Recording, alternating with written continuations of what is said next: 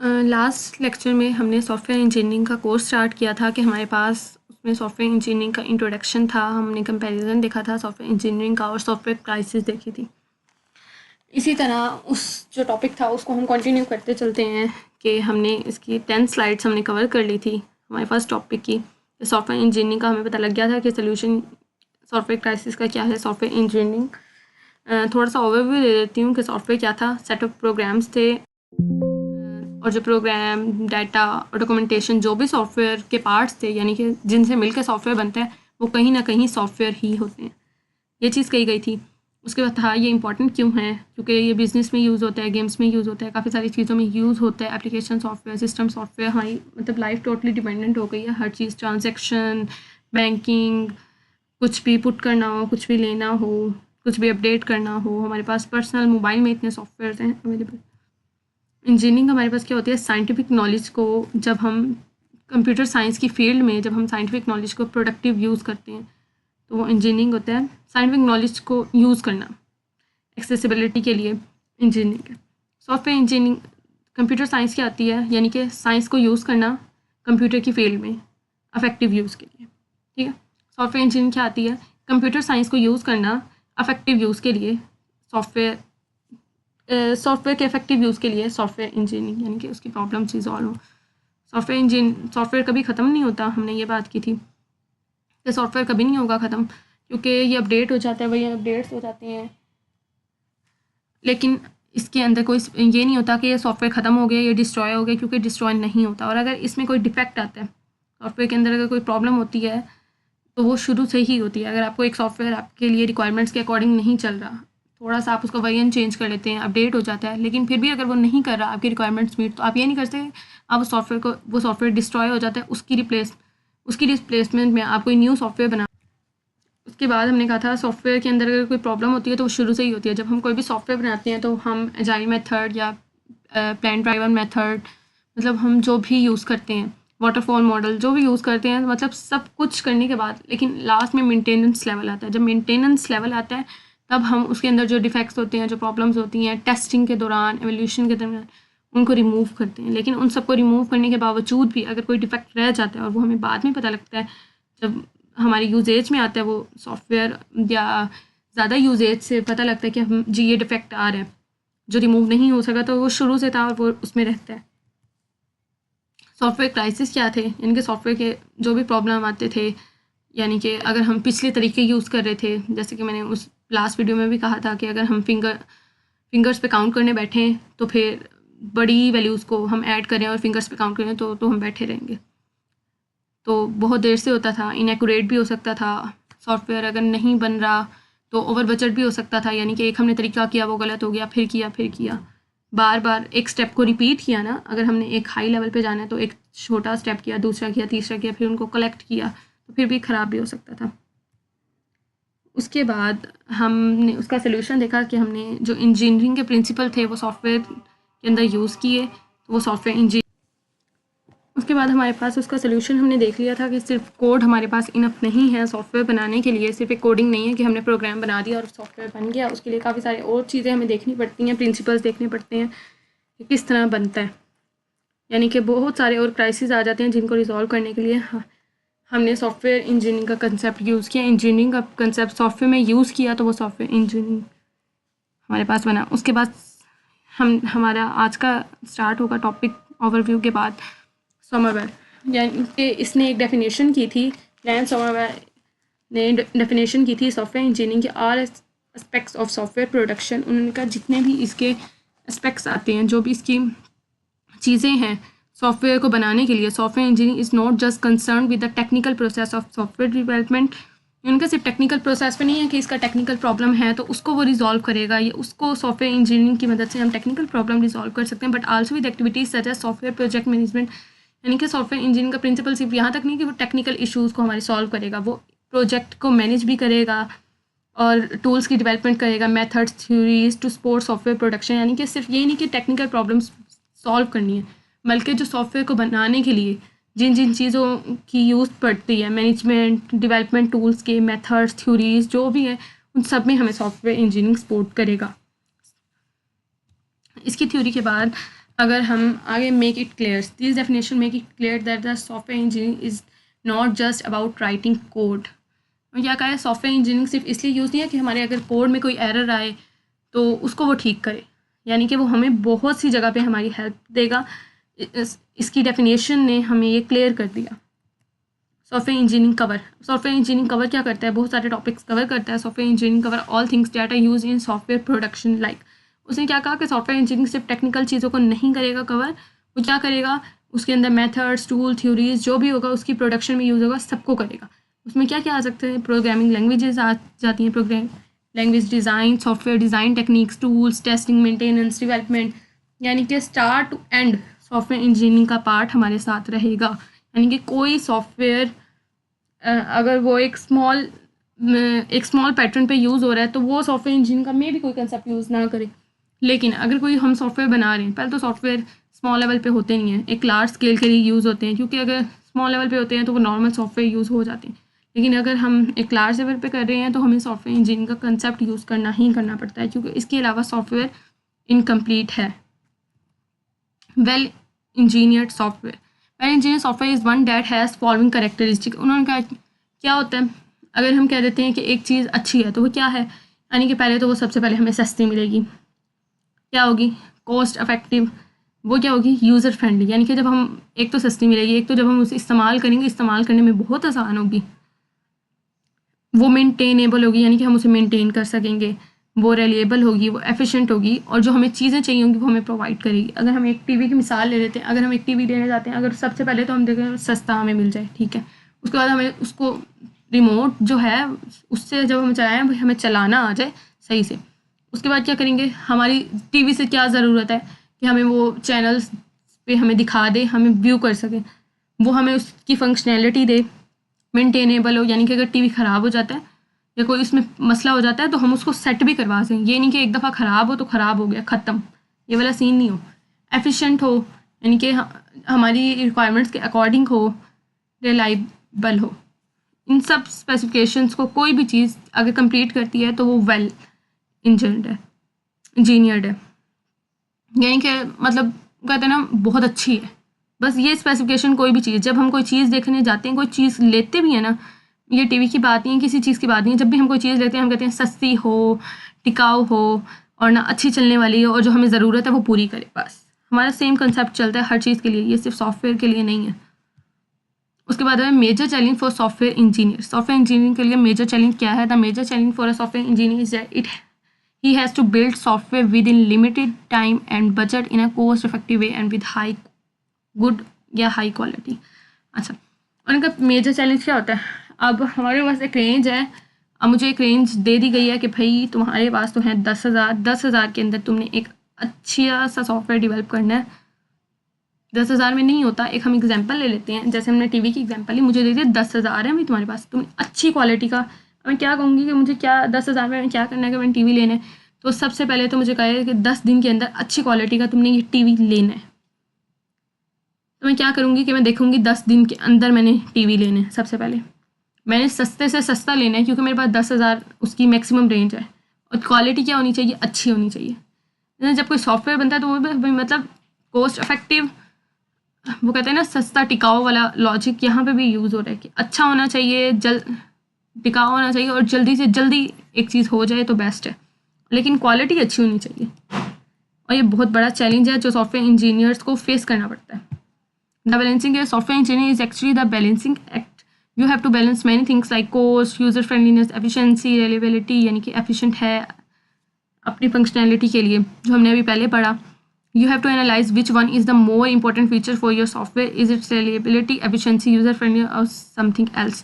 यानी कि अगर वो कहते हैं कि एक फीचर सबसे ज़्यादा अच्छा आपने ये देखना है कि कौन सा फीचर आपके लिए इंपॉर्टेंट है। मिसाल के तौर पे अगर कोई सॉफ्टवेयर बनाने के लिए हमें प्रोजेक्ट मिलता है और हमें कहा जाता है कि भाई हमें इस चीज़ का नहीं है कि कितना पैसा लगता है, पैसा जितना मर्जी लग जाए लेकिन चीज़ अच्छी होनी चाहिए, यानी कि हम जो फंक्शनैलिटी कह रहे हैं वो उसके अकॉर्डिंग हो, बहुत ज़्यादा यूज़र फ्रेंडली हो, बिकॉज सिंपल टू सिंपल करो उसको, कम्प्लेक्सिटीज़ ख़त्म करो, बेशक जितना मर्जी पैसा लगे। अब हमें ये क्या पता लगेगा, यानी कि हमें एक कमांड दी गई कि हमारे लिए मेन चीज़ क्या है, हमने उसको ज़्यादा से ज़्यादा सिंपल करना है, फिर हमें उसमें शायद हमें कॉस्ट को हमें इतना नहीं देखना पड़ेगा, कोस्ट को हम इतना नहीं देखें। There is always a trade off among all this requirements of software. Trade off क्या है, यानी कि एक चीज़ दूसरे पे डिपेंडेंट है। अब जैसे अगर हम कहें कि बहुत ज़्यादा कॉस्ट इफेक्टिव हो तो वो चीज़ अच्छी नहीं बनेगी, चीप बन जाएगी। यानी कि हमें कॉस्ट को भी मैनेज करना पड़ेगा कि चीज़ की क्वालिटी ना गिरे। अब ये किस तरह एक दूसरे पे डिपेंडेंट है तो हम वो देख लेते हैं। This square may be conflicting, for example they may be tension among the following. जैसे क्या है, कॉस्ट एफिशिएंसी, यानी कि कॉस्ट कम होगी तो वो कम एफिशिएंट होगा, ज़्यादा कॉस्ट लगी हुई होगी तो उसकी एफिशिएंसी इंक्रीज होगी। कॉस्ट वीएस रिलायबिलिटी सेम चीज़, एफिशिएंसी वीएस यूज़र इंटरफेस, जितना ज़्यादा एफिशिएंट होगा, अगर कॉस्ट अच्छी लगेगी तो मज़ीद एफिशिएंट होगा, जितना एफिशिएंट होगा उतना अच्छा हमें इंटरफेस देगा। यानी कि अगर कभी कभी हमें कहा जाए कि आपने ना कम कॉस्ट में अपने ये सॉफ्टवेयर बना देना, तो वो इतना एफिशिएंट नहीं बनेगा। हमें विद इन बजट रहना है, लेकिन हमें ये भी देखना है कि क्या चीज़ उसके लिए ज़रूरी है। हमें वो कहें कि हमारे लिए कॉस्ट कम हो, हमें चलेगा, तुम बना दो, तो हमारे लिए क्या ज़रूरी होगा कि हम चलो ठीक है कॉस्ट को हम भाई कॉस्ट उनको कोई प्रॉब्लम नहीं है कि क्या कहते हैं ज़्यादा हो, हम इसको एफिशिएंट अच्छे से अच्छा बनाएंगे। अगर कोई कहे हमारी तो कॉस्ट इतनी है, लिमिट इतनी है, इसके अंदर ही बनाओ, अगर थोड़ा सा अनएफिशिएंट है कोई बात नहीं, कोई प्रॉब्लम है, खैर है, तो हम उस तरह बनाएंगे। लेकिन सबसे पहले हमारा ये होता है कि जो हमारी कॉस्ट है उसके अंदर बेस्ट टू बेस्ट अच्छी क्वालिटी का हम बना के दें, ये हमारा बेस्ट होता है। और यही एक चैलेंज है सॉफ्टवेयर इंजीनियर्स के लिए, और ये हमें एक्सपीरियंस पे मैटर करता है। जब एक्सपीरियंस होता है तो ये चीज़ आ जाती है। Challenge is to balance these requirements. अब क्या है कि इन रिक्वायरमेंट को बैलेंस करना सबसे बड़ा चैलेंज है। Software engineers always confront with the challenge to make a good balance of all this things depending on the requirements of the particular software system at hand. उसके हाथ में हो ना, तो वो सबसे पहले इन सब चीज़ों को इतने अच्छे से बैलेंस कर दे कि बेस्ट हो जाए। He should analyze how much weight should all this things get such that it will have acceptable quality, acceptable performance and will be acceptable user interface. वो कह रहे कि उसने एक यूज़र इंटरफेस की एक लिमिट है, यानी कि इससे चेंज वो नहीं रख सकता। उसने देखना है कि मेरे पास इतना बजट है, इसमें मैंने मेंटेनेंस का कॉस्ट मैंने निकाल लेना है, मेंटेनेंस कॉस्ट निकालने के बाद मेरे पास इतनी बचता है, इसके अंदर बेस्ट क्वालिटी में क्या दे सकता हूँ, यानी कि जो उसकी परफॉर्मेंस है वो बेस्ट क्या दे सकता हूँ और उसका बेस्ट इंटरफेस क्या दे सकता हूँ, उसके अकॉर्डिंग वो उस पर वर्किंग स्टार्ट करेगा। और एंड में फिर उसको मेंटेन जब करेगा तो उसके अंदर थोड़ी और एफिशिएंसी आ जाती है। यानी कि उसको हर चीज़ को बैलेंस लेके चलना पड़ता है। Law of diminishing returns. अच्छा, law of diminishing read out बेशक आप खुद कर लें। Similar is the case with software engineering. Simple, इसको मैं आपको सिंपल सा कंसेप्ट लेती हूँ। सिंपल सा कंसेप्ट क्या है, अब जब हम ले लेते हैं नमक नहीं लेते, चीनी ले लेते हैं। अब जब हमारे पास चीनी, हमने एक गिलास पानी है और उसमें हमने चीनी डाली, एक गिलास में एक बाउल पानी और उसमें हमने चीनी डाल दी। जब हम उसमें थोड़ी चीनी डालेंगे और उसको खोलेंगे तो इतना फ़र्क नहीं पड़ेगा। जब हम उसको ज़्यादा डालेंगे तो घोलेंगे उसमें फ़र्क पड़ जाएगा। लेकिन जब एक चीज़, अब हमारे पास एक मीठा पानी है, मीठे पानी के अंदर अगर हम चीनी डाल के उसको घुमाएंगे तो वो मीठा थोड़ा सा तेज़ हो जाएगा, ज़्यादा घुलने पे भी थोड़ा सा तेज़ होगा। अब इसमें किस तरह है कि अगर तो हम एक चीज़ देखते हैं कि अगर हमने एक दफ़ा हमने लगा दिए 2000 डाल दी हमने इसमें, उसकी एक्सेसिबिलिटी मतलब वो 2% इंक्रीज़ हो गई, मज़ीद अच्छा हो गया। फिर हमने 2000 डाल दिए, फिर वो 2% अच्छा हो गया, फिर हमने 2000 डाले, फिर वो 2% अच्छा हो गया। अब करते करते वो एक इस लेवल पे पहुंच गई कि वो बहुत अच्छा है। वो बहुत अच्छा है ना, जब उसकी क्वालिटी कम थी, मिसाल के तौर पे अब एक चीज़ की क्वालिटी कम है, हमने उसमें 2000 डाले तो अच्छा हुआ। अब उस चीज़ की क्वालिटी हाई हो, फिर 2000 डाले तो अच्छा हुआ, 2000 डाले तो अच्छा हुआ। अब उसकी क्वालिटी अच्छी हो गई है, अब अच्छी क्वालिटी पे जब हम 2000 डालेंगे तो उसकी क्वालिटी में थोड़ा सा फ़र्क पड़ेगा। यानी कि जो पहले 2000 डालने पे काफ़ी ज़्यादा फ़र्क पड़ा था, क्योंकि बहुत लो क्वालिटी पे था, वो एक फ़र्क पड़ा था। लेकिन अब जब क्वालिटी अच्छी है, वो उससे थोड़ा सा फ़र्क पड़ेगा, ज़्यादा फ़र्क पड़ना बंद हो जाएगा। तो जब हम इस लेवल पे पहुंच जाते हैं, हम देखते हैं कि अगर अब हम इस पे कॉस्ट लगा रहे हैं और थोड़ा सा फ़र्क पड़ रहा है, यानी कि ये हमारे वो लेवल है जब हमने अपना लेवल हमने अचीव कर लिया गोल। इसको अगर हम रीड करेंगे तो पता लग जाएगा। Similar is the case with software engineering. Whenever you perform any task like improving the efficiency of the system, try to improve its quality or user friendliness. हमने कहा जब भी आप कोई टास्क परफॉर्म करते हैं, आप देखते हैं कि आप इसको इम्प्रूव करें मज़ीद, तो आप क्या करते हैं, इन्वॉल्व, यानी कि फ्रेंडलीनेस या क्वालिटी ये किस पे डिपेंड होती है, कॉस्ट पे। अभी मैंने पिछली स्लाइड में भी आपको बताया कि कॉस्ट ज़्यादा होगी तो हम तसल्ली से काम करेंगे। If the quality of your system is not acceptable, कहते हैं अगर एक्सेप्टेबल नहीं है कि वो अच्छी नहीं है, हम नहीं इंटरफेस शो करा सकते, then with the investment of little money it should be improve to a higher degree, यानी कि कम पैसों में भी हम उसको अच्छी जगह लेके जा सकते हैं। हमने कम पैसे डाले तो अच्छी डिग्री पे वो चला गया, but after reaching a certain level of quality, यानी कि एक लेवल पे जब वो पहुंच जाता है ना कि वो अच्छा है अब देखने में, उसके बाद उसको अगर हम मज़ीद अच्छा करना चाहते हैं ना तो वो डबल पैसे लगेंगे। On the system quality will become reduced, meaning that the return on investment and quality of the software will be less than the effort on money, यानी कि जितने हम पैसे पुट कर रहे हैं उतनी क्वालिटी वो हाई नहीं हो रही, एक लिमिट पे पहुंच जाता है और इस लिमिट पे आके हम ब्रेक लगा देते हैं। इस लिमिट पे आ कहते हैं बस ठीक है, इसको मज़ीद इम्प्रूव करने की ज़रूरत नहीं है, और उसको मज़ीद इम्प्रूव करेंगे तो हम अपने पैसे वेस्ट करें एक तरह से। जब एक लेवल पे आ गया है कि अब हम कोस्ट लगा रहे हैं लेकिन वो हमें उतना अफेक्ट नहीं कर रही कोस्ट, तो हम उसको उसी जगह पे छोड़ देते हैं। अब हमारे पास जैसे सॉफ्टवेयर बनता है, जब मिसाल के तौर पे अगर हम एक सॉफ्टवेयर बनाते हैं तो कभी कभी इस तरह हो जाता है कि जो उसकी सॉफ्टवेयर की कॉस्ट होती है, बनाने की जो कॉस्ट होती है, उससे ज़्यादा मेंटेनेबल कॉस्ट आ जाए। एक हमने सॉफ्टवेयर बना दिया लेकिन उसके अंदर हम थोड़ा अनएफिशिएंट है, ये है वो है, जब उसको हम मेंटेन करने बैठते हैं डबल कॉस्ट भी लग जाती है, 3 टाइम्स 10 टाइम्स, क्योंकि मेंटेनेबल कॉस्ट ज़्यादा लग सकती है। Major activities in development of software, major activities क्या हैं जब हम सॉफ्टवेयर डेवलप करते हैं? प्रोजेक्ट मैनेजमेंट, यानी कि प्रोजेक्ट को हमने मैनेज करना होता है कि हमारे प्रोजेक्ट को मैनेज है, हमने एक प्रपोजल बनाया, प्रोजेक्ट का एक प्रपोजल बनाया और उसको हमने आगे किसी सॉफ्टवेयर कंपनी को दिया, यानी कि सबसे पहले हमने क्या किया, अपने प्रोजेक्ट को मैनेज किया। उसके बाद क्या हुआ, रिक्वायरमेंट इंजीनियरिंग। रिक्वायरमेंट इंजीनियरिंग क्या, उसने हमारा प्रपोजल पढ़ा, प्रोजेक्ट मैनेजमेंट, प्रोजेक्ट जो हमने मैनेज करके हमने एक प्रपोजल बनाया, हमने दिया, उसने हमारा प्रपोजल पढ़ा, तो उसके बाद उसने क्या हमें दी, रिक्वायरमेंट इंजीनियरिंग। अच्छा, रिक्वायरमेंट इंजीनियरिंग का बहुत ही अच्छा कंसेप्ट है। रिक्वायरमेंट क्या होता है, यानी कि ज़रूरत। इंजीनियरिंग, रिक्वायरमेंट इंजीनियरिंग ये होती है कि हमें सॉफ्टवेयर में क्या चाहिए, क्या। रिक्वायरमेंट इंजीनियरिंग होती है वाई वी नीड, यानी कि हमें क्या चाहिए। अब उन्होंने हमें रिक्वायरमेंट इंजीनियरिंग चाहिए, भाई हमें तो ये चाहिए। अब हमने क्या चीज़ फिल करनी थी, पहले प्रोजेक्ट मैनेजमेंट प्रपोजल के लिए, उसके बाद रिक्वायरमेंट इंजीनियरिंग फुलफिल करनी होती है। उसके बाद क्या करना होता है, उसको डिज़ाइन करना होता है, कोडिंग करनी होती है, उसके बाद उसको टेस्टिंग करनी होती है, फिर उसकी क्वालिटी को देखना होता है, ठीक है, फिर उसकी क्या करनी होती है, मैनेजमेंट करनी होती है। मैनेजमेंट करके फिर उसके बाद हमने देखना होता है इंटीग्रेशन, कि उसके अंदर कोई मैनेजमेंट के बाद भी कि कोई कन्फ्लिक्ट तो नहीं है। और रेस्ट ऑफ द एक्टिविटीज़ जो हम बनाने बैठते हैं सॉफ्टवेयर, तो प्रैक्टिकली जब यूज़ होती हैं तो बहुत सारी छोटे छोटे एलिमेंट्स आ जाते हैं। One thing to note here is that you can not say that any one of these activities is dominant among others in terms of effort. कह रहे हम ये नहीं कह सकते कि कोई भी चीज़ एक में ज़्यादा मेहनत लग रही है, एक में कम मेहनत लग रही है। जब हम कोई भी चीज़ बनाने बैठते हैं तो उस पर हम 100% दे रहे हैं, तो हम ये नहीं कह सकते कि ये जो चीज़ है ये उस पर डोमिनेंट है। लेकिन कुछ एलिमेंट्स हैं जिनको आपको माइंड में रखना है, जैसे हमारे पास रिक्वायरमेंट इंजीनियरिंग, यानी कि हमें उन्होंने कहा है कि मुझे सॉफ्टवेयर के अंदर ये चीज़ चाहिए।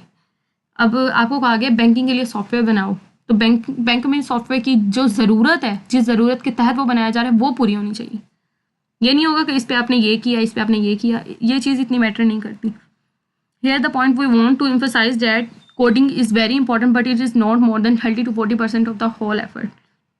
हमने कहा ये नहीं हम कह सकते, जैसे वो कहते हैं कुछ लोगों को लगता है कि जो कोडिंग होती है वो इनफ होती है सॉफ्टवेयर के लिए। जैसे पहले भी कहा था कोडिंग इज़ नॉट इनफ, तो वो कह रहे 13 से 40% होता है सॉफ्टवेयर का। इसके अलावा बाकी बहुत से एलिमेंट्स होते हैं जो सॉफ्टवेयर को बनाने में हमें मदद करते हैं। उसके बाद हमारे पास है summary. Today we have discuss the following things related software engineering. What is software engineering? हम अपने रिवाइज करते हैं। सॉफ्टवेयर इंजीनियरिंग क्या है? सॉफ्टवेयर इंजीनियरिंग हमारे पास एक चीज़ है जो सॉफ्टवेयर कंप्यूटर साइंस की नॉलेज को यूज़ करते हुए सॉफ्टवेयर को बेटर तरीके से जो हमें बनाने में मदद करती है विदाउट क्राइसिस, वो है software engineering. Why is it important? क्योंकि ये इसलिए इम्पॉर्टेंट है ताकि सॉफ्टवेयर में बनाते हुए हमें प्रॉब्लम्स ना आए, क्राइसिस को हमें फेस ना करना पड़े। What is software crisis? Software बनाते हुए जो प्रॉब्लम्स आते हैं वो सॉफ्टवेयर क्राइसिस होते हैं। How software engineering drive from software crisis. एक कॉन्फ्रेंस हुई थी 1960 में, उसमें डिस्कस हुआ था कि सॉफ्टवेयर में ये प्रॉब्लम है, जिसकी वजह से कहा गया था इंजीनियरिंग के प्रिंसिपल्स हम यूज़ करेंगे। और जब इंजीनियरिंग के प्रिंसिपल्स को यूज़ किया गया सॉफ्टवेयर पे, तो सॉफ्टवेयर इंजीनियरिंग ड्राइव हुई। What is the importance of engineering principle in developing software? Engineering principle बहुत इंपॉर्टेंट है, क्योंकि ये सिर्फ हमें टेक्निकल प्रोसेस में हमें हेल्प नहीं करते, ये हमारी हर जगह उसकी थ्योरी में, टूल में, प्रोडक्शन में हर जगह हेल्प करते हैं, तो ये बहुत इंपॉर्टेंट है। What is balancing and how apply in software engineering. Balancing act हमारे पास ऐसा एक्ट होता है कि जिसमें हमने बैलेंस करना होता है कोस्ट को, फ्रेंडलीनेस को, एफिशिएंसी को, रिलायबिलिटी को, हर चीज़ को देखना होता है। और कौन सी चीज़ किस पे डिपेंडेंट है, कि अगर कोस्ट किस पे डिपेंडेंट है, एफिशिएंसी पे। अब एफिशिएंसी किस पे डिपेंडेंट है, यूज़र इंटरफेस पे। जितना एफिशिएंट उतना अच्छा यूज़र है, जितनी कॉस्ट लगेगी उतना एफिशिएंट। उसके बाद आ गया what is law of diminishing returns. Law of diminishing returns होता है यानी कि डिमिनिशिंग होता है यानी कि जो वापसी हमें देता है वो हमें क्या कहता है कि आप तब तक आप इस पे एक चीज़ पुट करी, आपने इस पे कॉस्ट लगाई, उसने हमें एक अच्छा ओवरव्यू दिया, फिर कॉस्ट लगी अच्छा ओवरव्यू, फिर कॉस्ट लगी अच्छा, लेकिन एक लेवल पे जब वो पहुंच जाता है वो एक अच्छी एक्सेसिबिलिटी, एक अच्छा इंटरफेस, सब कुछ शो कराने लग जाता है। उसके बाद जब हम उस पर कॉस्ट लगाते हैं तो वो हमें उतनी नहीं रिटर्न देता, कम देने लग जाता है। तो उस लेवल पे आपको सॉफ्टवेयर को छोड़ देना चाहिए। उसके बाद मज़ीद उसको बेटर करने के उसमें पैसे वेस्ट नहीं करने चाहिए। What are the major activities involve in the development of software.